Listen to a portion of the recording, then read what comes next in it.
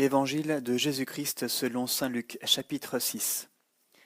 Or il advint un sabbat qu'il traversait des moissons, et ses disciples arrachaient et mangeaient des épis en les froissant de leurs mains. Mais quelques pharisiens dirent, pourquoi faites-vous ce qui n'est pas permis le jour du sabbat? Jésus leur répondit, vous n'avez donc pas lu ce que fit David lorsqu'il eut faim, lui et ses compagnons, comment il entra dans la demeure de Dieu, prit les pains d'oblation, en mangea et en donna à ses compagnons, ces pains qu'il n'est permis de manger qu'aux seuls prêtres. Et il leur disait, le Fils de l'homme est maître du sabbat. Or il advint un autre sabbat qu'il entra dans la synagogue, et il enseignait. Il y avait là un homme dont la main droite était sèche. Les scribes et les pharisiens l'épiaient pour voir s'il allait guérir le sabbat, afin de trouver à l'accuser. Mais lui connaissait leurs pensées. Il dit donc à l'homme qui avait la main sèche, « Lève-toi et tiens-toi debout au milieu. » Il se leva et se tint debout. Puis Jésus leur dit, « Je vous le demande, est-il permis le sabbat de faire le bien plutôt que de faire le mal, de sauver une vie plutôt que de la perdre ?» Promenant alors son regard sur eux tous, il lui dit, « Étends ta main. » L'autre le fit, et sa main fut remise en état. Mais eux furent remplis de rage, et ils se concertaient sur ce qu'ils pourraient bien faire à Jésus. Or il advint en ces jours-là qu'il s'en alla dans la montagne pour prier, et il passait toute la nuit à prier Dieu. Lorsqu'il fit jour, il appela ses disciples, et il en choisit 12, qu'il nomma apôtres. Simon, qu'il nomma Pierre, André son frère, Jacques, Jean, Philippe, Barthélemy, Matthieu, Thomas, Jacques, fils d'Alphée, Simon appelé le Zélote, Judas, fils de Jacques, et Judas Iscariote, qui devint un traître. Descendant alors avec eux, il se tint sur un plateau.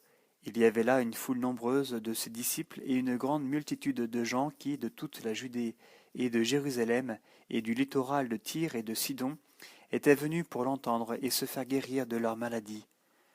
Ceux que tourmentaient des esprits impurs étaient guéris, et toute la foule cherchait à le toucher, parce qu'une force sortait de lui et les guérissait tous. Et lui, levant les yeux sur ses disciples, disait, « Heureux vous les pauvres, car le royaume de Dieu est à vous. Heureux vous qui avez faim maintenant, car vous serez rassasiés. Heureux vous qui pleurez maintenant, car vous rirez.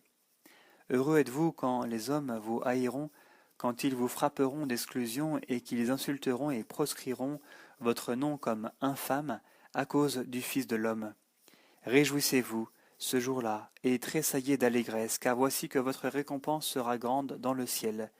C'est de cette manière, en effet, que leur Père traitait les prophètes. Mais malheureux êtes-vous, les riches, car vous avez votre consolation. Malheureux êtes-vous qui êtes repus maintenant, car vous aurez faim. Malheureux vous qui riez maintenant, car vous connaîtrez le deuil et les larmes.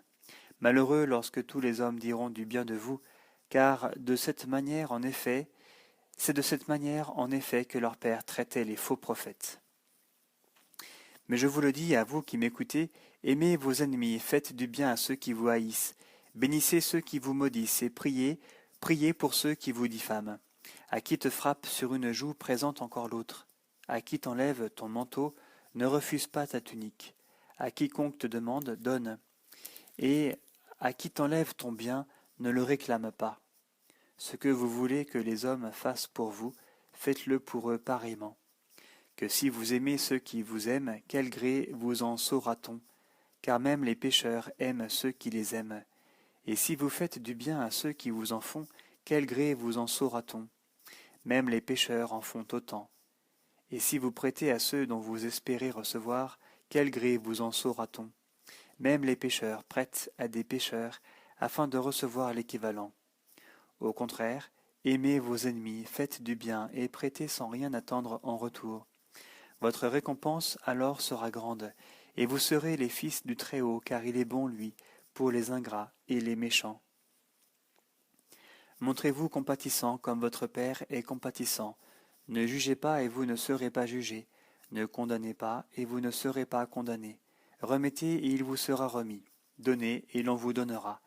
C'est une bonne mesure, tassée, secouée, débordante, qu'on versera dans votre sein, car de la mesure dont vous mesurez, on mesurera pour vous en retour.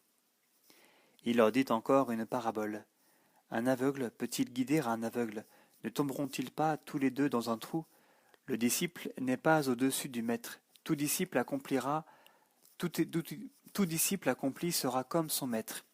Qu'as-tu à regarder la paille qui est dans l'œil de ton frère, et la poutre qui est dans ton œil à toi, tu ne la remarques pas? Comment peux-tu dire à ton frère, Frère, laisse-moi ôter la paille qui est dans ton œil, toi qui ne vois pas la poutre qui est dans ton œil? Hypocrite, ôte d'abord la poutre de ton œil, et alors tu verras clair pour ôter la paille qui est dans l'œil de ton frère. Il n'y a pas de bon arbre qui produise un fruit gâté, ni inversement d'arbre gâté qui produise un bon fruit. Chaque arbre, en effet, se reconnaît à son propre fruit. On ne cueille pas de figues sur des épines, on ne vendange pas non plus de raisins sur des ronces. L'homme bon, du bon trésor de son cœur, tire ce qui est bon, et celui qui est mauvais de son mauvais fond tire ce qui est mauvais. Car c'est du trop-plein du cœur que parle sa bouche. Pourquoi m'appelez-vous Seigneur, Seigneur, et ne faites-vous pas ce que je dis? Quiconque vient à moi écoute mes paroles et les met en pratique. Je vais vous montrer à qui il est comparable. Il est comparable à un homme qui, bâtissant une maison, a creusé profond et posé les fondations sur le roc. La crue survenant, le torrent s'est rué sur cette maison, mais il n'a pu l'ébranler, parce qu'elle était bien bâtie. Mais celui, au contraire, qui a écouté et n'a pas mis en pratique, est comparable à un homme qui aurait bâti sa maison à même le sol, sans fondation. Le torrent s'est rué sur elle, et aussitôt elle s'est écroulée, et le désastre survenu à cette maison a été grand.